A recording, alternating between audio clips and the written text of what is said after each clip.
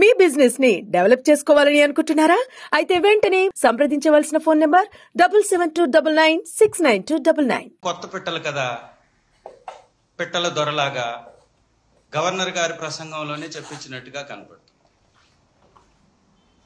డబ్బున్నటువంటి వారిని 10% మనుషుల దగ్గర నుంచి, జనాభా దగ్గర నుంచి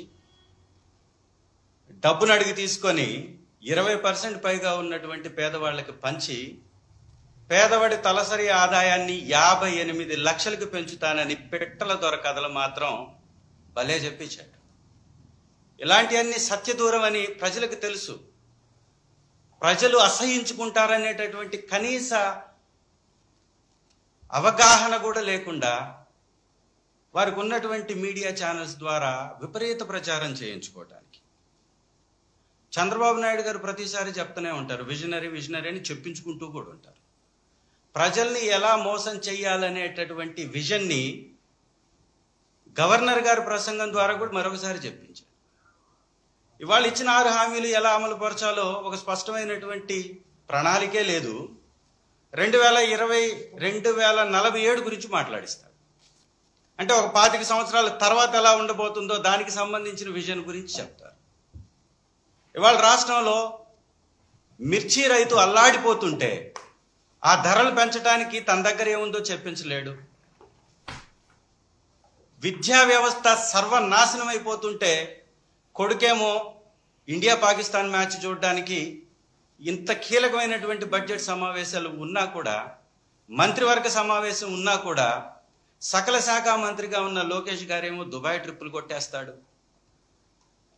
ఈ రాష్ట్రంలో విపరీతంగా ఆడబిడ్డల మీద అన్యాయం జరుగుతుంటే 30 లక్షల మంది కిడ్నాప్ అయ్యారు, వారిని తీసుకొస్తానన్నటువంటి డిప్యూటీ చీఫ్ మినిస్టర్ గారేమో తీర్థయాత్రలకి వారికి ఉన్నటువంటి ఆలోచనల్ని నెరవేర్చుకోవడానికి తిరుగుతూ ఉంటారు.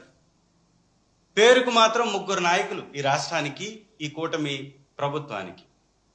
3లో ఎవరికన్నా చిత్తశుద్ధి ఉందా అంటే ఒక్కరికి చిత్తశుద్ధి కనపడదు, ఒక్కరికి ప్రజలపై ప్రేమ కనపడదు, ఒక్కరికి పథకంపై బాధ్యత అనిపించదు. ఈ పిట్టల ద్వారా కథలు మాత్రం భలే చెప్తూ ఉంటారు. అసలు సాధ్యపడుతుందా? ఒక మనిషికి తలసరి ఆదాయం 58 లక్షలకి పెంచే ప్రభుత్వం వారి విధానాలు ఏదో చెప్పాలా లేదా?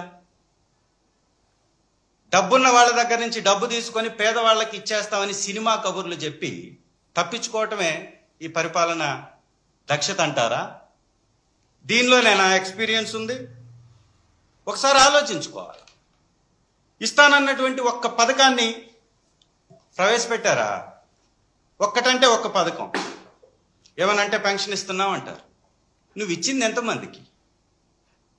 ఇవాళ రాష్ట్రంలో ఉన్నటువంటి పెన్షన్దారుల్ని దాదాపు 2 లక్షల పైచిలకు తొలగించి 1000 రూపాయలు ఉన్న వాళ్ళకి పెంచారు. అంటే ఈ 2 లక్షల మంది పొట్టగొట్టి అదే డబ్బుని ఈ విధంగా డైవర్ట్ చేసి 1,30,000 కోట్లు అప్పు చేసి ఒక్క పథకాన్ని అమలు చేయలేదంటే సిగ్గుపడరా మీరు? కొంచెం కూడా బాధ్యత అనిపించదా మీకు?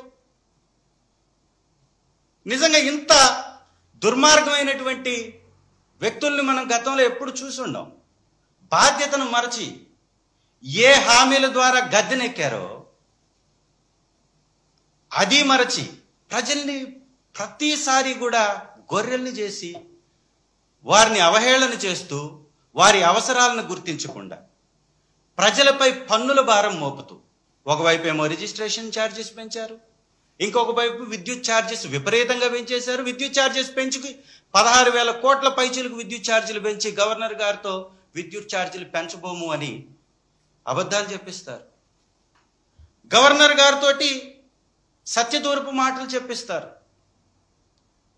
వారు అమలుపరుస్తున్నటువంటి ఈ సర్ఛార్జెస్ని 16,000 కోట్లని వారు ప్రజలపై మోపి దాని మీద వైఎస్ఆర్ కాంగ్రెస్ పార్టీ రాష్ట్ర వ్యాప్తంగా ప్రొటెస్ట్ చేసినటువంటి అంశాన్ని కూడా పక్కదారి పట్టించేటటువంటి ప్రయత్నం చేస్తారు. గ్యాస్ సిలిండర్ల మీద ఒక దగ, ఒక మోసం. ఇవాళ గవర్నర్ గారి ప్రసంగంలో చాలా స్పష్టంగా వారి మోసం ఏంటో తేటతెల్లమైపోయింది. ఈ రాష్ట్రంలో 1,55,00,000 మంది లబ్ధిదారులు ఉంటే ఒక్క సిలిండర్ ఇచ్చినా కానీ వారికి ఇవ్వాల్సినటువంటి ఖర్చు పెట్టేటటువంటి బడ్జెట్ వేల కోట్ల రూపాయలు అయిపోతుంది. ఇవాళ వారి ప్రసంగంలోనే 686 కోట్ల రూపాయలు వెచ్చించినట్టుగా 86 లక్షల మందికి మాత్రమే ఆ ఒక్క సిలిండర్. చెప్పింది మాత్రం ముగ్గురు నాయకులు కలిపి 3 సిలిండర్లు చెప్పారు. ఇచ్చింది మాత్రం ఒక సిలిండర్, అది కూడా సగం మందికి. దాని మీద చేసినటువంటి ఖర్చు 686 కోట్లు. ఇక ఇళ్ల మీద జగనన్న గారి ప్రభుత్వంలో, వైఎస్ఆర్ కాంగ్రెస్ పార్టీ మా ప్రభుత్వంలో ఎలక్షన్స్కి ముందే 9,02,000 ఇళ్ల నిర్మాణాలు కంప్లీట్ అయిపోయాయి. 31 లక్షల ఇంటి పట్టాలు ఇచ్చాం.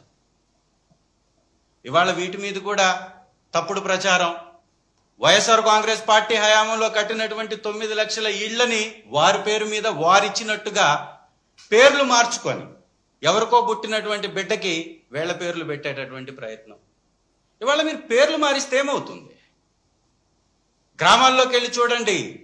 జగనన్న కాలనీ ఏది అంటే ఆటో ఎక్కితే ఆటో డ్రైవర్ తీసుకెళ్లి నేరుగా జగనన్న కాలనీ దగ్గర దింపుతాడు. మీరు పేర్లు మార్చినా కానీ అక్కడ ఉన్నటువంటి వాస్తవాలను మార్చలేరు కదా.